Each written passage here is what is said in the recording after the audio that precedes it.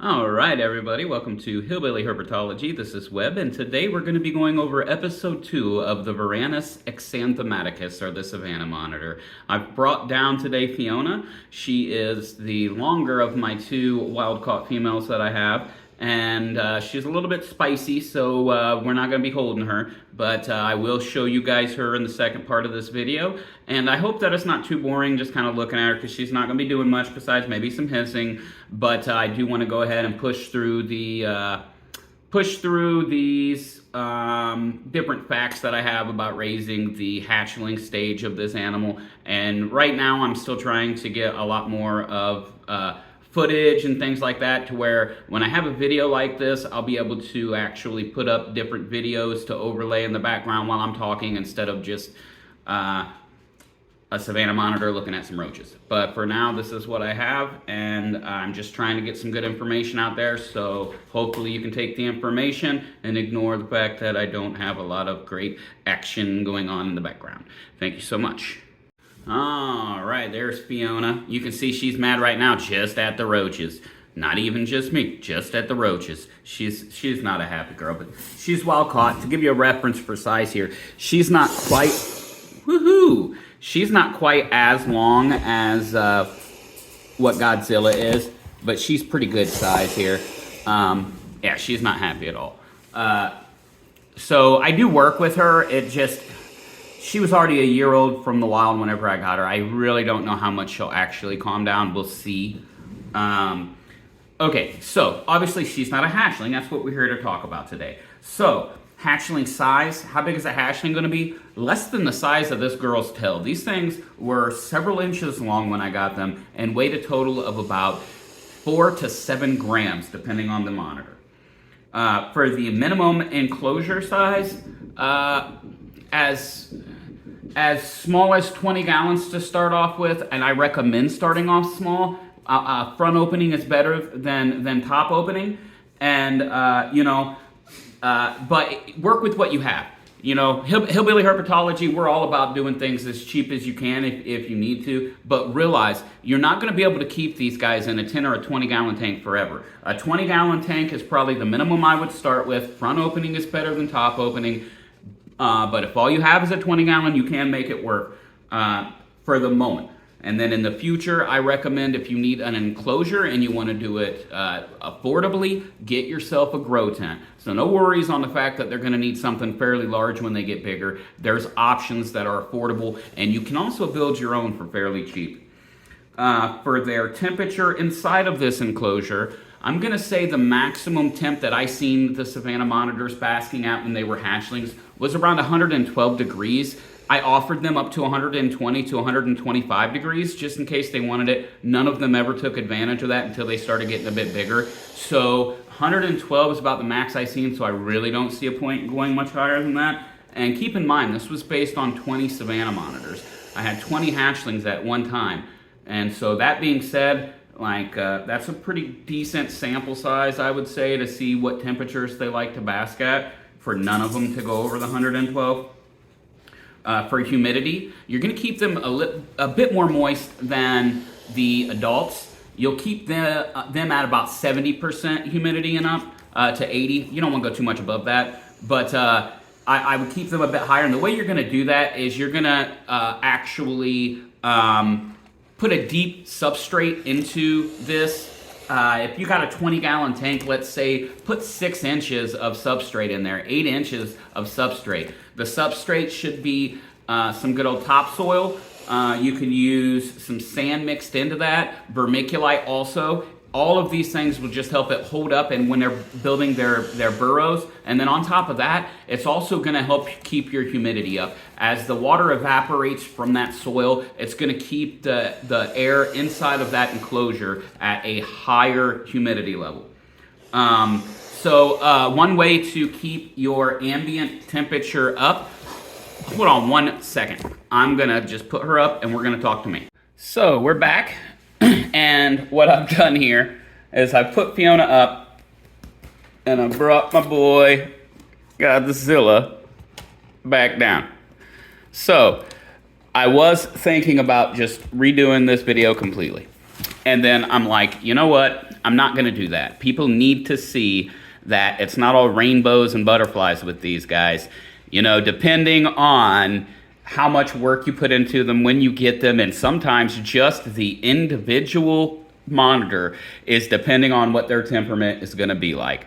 So we were talking about ambience, and what ambience is if you're having a hard time keeping the temperature up in your enclosure, you would think, well, maybe I just need to get a bigger light. Well, that's not always going to be the case, especially if you have a 20-gallon tank. You've got to look at the fact you can only get such a big light in there without burning this thing. So raise your ambient temperatures. Put them in a room that naturally stays a bit warmer, so that way that light's doing better work. It's only got to warm it up, 20 degrees instead of 30 degrees, let's say, because the room's 80 instead of 70. So look at it like that. With your humidity, the same thing. If you're in a room and it's dry, well, let's get a humidifier. Hey, guy, look, you have some delicious stuff over. I know you want to eat, you always do. So that's what I was talking about with the ambience right there whenever I cut off to get her back upstairs. So, that thick substrate's going to help you with the humidity. And then another thing I'd like to say about the substrate is this. All right, and then I was talking about the living substrate. So the living substrate is going to help you with keeping everything in the enclosure clean. A living substrate is going to consist of isopods, springtails, and other various little critters that you can find outside to put in there. I've even had some little centipedes and stuff. I've tried to make as much of a little ecosystem in the dirt as I can. Worms. I've even let some roaches stay in there. It just helps clean everything up. And by doing that, and then the fact that the monitors most of the time will go to the bathroom inside of their water bowl, it makes it to where the cleanup for these guys are really easy. So their diet, when they are hatchlings, they need to be solely on an insect diet. I will not budge on that fact. There's no reason to be feeding them mice or anything whenever they're hatchlings. They should be on an insect diet and an egg diet. I feed both eggs and insects to my youngsters. Now, my favorite thing to feed them, and their favorite thing it seemed to eat, was night crawlers. And the reason night crawlers were so nice, you could put them in the fridge and they last forever.